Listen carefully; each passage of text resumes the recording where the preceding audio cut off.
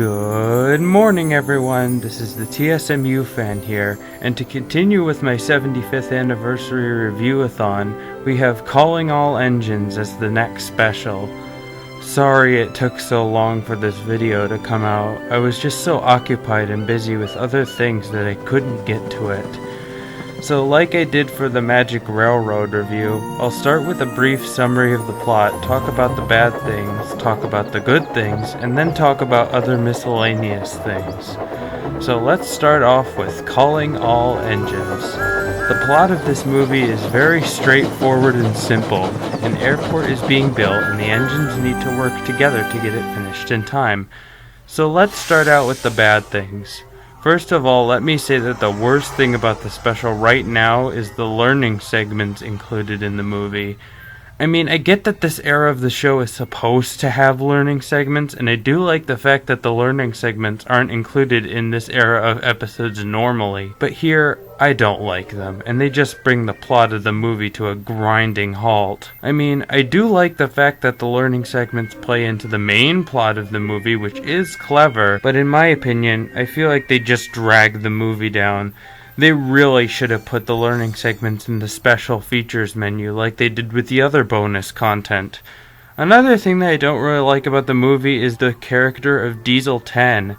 I mean, I appreciate that they brought him back, but after Thomas and the Magic Railroad, did he just forget about everything that happened? I mean, why would he ever help Thomas? I do like the fact that he says this in the special, but why? Just why? Another thing that I didn't really like in the special was the fact that characters such as Daisy, Mavis, and especially Derek don't really have a lot of screen time dedicated to them. I feel like they could expand on the fact that Daisy and Mavis are really the only two nice diesels and maybe have them backstab the diesel crew and help the steam engines. I mean, I get that Mavis helps Thomas get all the engines together for a meeting, but I still feel this should have been expanded upon, as I think it's a really interesting concept. As for Derek, he only appeared in Double Teething Troubles, and seeing him in the movie would get lots of fans hyped for his appearance. However, in the movie, Derek only appears in one scene in a music video and doesn't even say anything. Seriously? There was so much potential for story ideas there, and you just completely missed that chance. Speaking of characters that didn't have enough screen time in this special, apparently Duck was supposed to be in the movie but was dropped because Emily took a spot in the STEAM team to have a more prominent female role. I mean, come on! You could have made a Duck and Diesel subplot where Pop Goes the Diesel and Dirty Work are mentioned and they have a rivalry, but end up reluctantly teaming up to help the airport get completed. Why in the world would you replace him with Emily? This is something that Mattel would do, especially considering Edward and Henry were replaced in Big World Big Adventures with two female characters that are very two-dimensional. Another thing that I noticed is that the engines dream about what might happen to them if the airport isn't built, and they think that they will be used for other things like being used as a playground or a roller coaster car. Why would the engines immediately be considered useless? People still travel to the islands, so who would do all the engines' work? It doesn't make any sense to me, and it's actually kind of confusing. Something else that I noticed is the fact that Tidmouth Sheds in the special is torn down and rebuilt. Why would you do this? Where in the world would the engine stay? At Vickerstown? I mean, I get that this is supposed to set up the fact that Emily is staying at Tidmouth Sheds, but still, it makes absolutely no sense. Even in Thomas and the Magic Railroad, the sheds weren't completely torn down. They were still intact while one of the walls was being worked on. Why would Sir Topham Hatt think that tearing down the one place where the engines sleep every night is a good idea? It even says this in the special. The sheds are where they rest their wheels, cool their boilers, and talk about the day's adventures. The sheds are the engine's home. They are warm and snug, and most of all, they are a cozy place to sleep.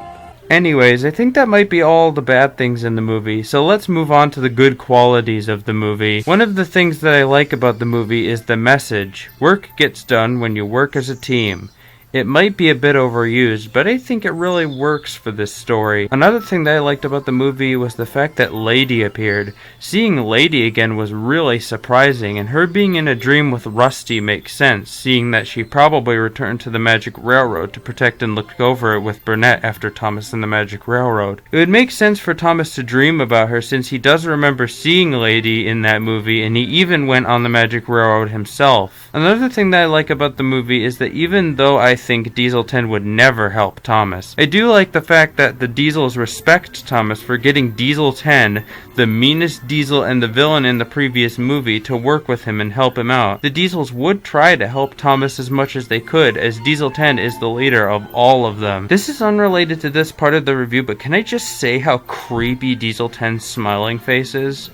I don't know what it is. Maybe it's the fact that his small pupils from Thomas and the Magic Railroad were replaced with standard-sized eyes. The fact that the smile covers most of his face, but it's kind of unsettling. Another thing that I like about this movie are the songs. All of them are really catchy and memorable, especially Busy. Again, I think that the songs should have been only in the special features menu of the movie and not in the actual movie itself. Speaking of the songs, I absolutely loved the fact that they bothered to change the engine roll call for this movie to include events from the movie. That was really clever, and I think it's much better than the extremely bland version we see at the end of every other episode. Another thing that I like is that this special was made for the 60th anniversary of the franchise. I don't think it was that good of a tribute to the series, but overall it was okay as an anniversary celebration movie. It's kind of something like Lost Treasure or the Royal Engine. Now let's move on to the miscellaneous things that I noticed in the movie. I've noticed, especially by looking on the wiki, that a lot of stock footage is used in the movie. That's a bit lazy, but I do get that using stock footage is sometimes the best way to go to save time and money. Another thing that I noticed is that when the engines are complaining about the fact that they have to stay in places that they're not used to, I love how Toby is just sitting in his shed at Arsdale just going, "Hey losers, you have to stay at a coaling plant or under a tent, but I get to stay in my warm, cozy shed. Chew on that, won't ya?" Another thing that I noticed by looking at the wiki is that apparently James's red-nosed faces from James Goes Buzz Buzz were to be used for James's dream sequence. I think that's really clever, and they should have done that in the final movie, as it does make James look really silly and makes him look like a clown. Anyways, I think that might be everything that I wanted to talk about in this review, so I'll bring it to a close. How was it compared to Thomas and the Magic Railroad? Well, it wasn't much better than that, but it was an okay movie. I definitely feel like a lot of things could have been improved on in the movie, but overall I think it worked as an okay movie, and a lot of things were really well done. Anyways, that's it? Be sure to look out for the next video, which should hopefully not take as long as this one did. Thanks for watching. Make sure to like and subscribe, and I'll see you all in the next video. This is the TSMU fan signing out.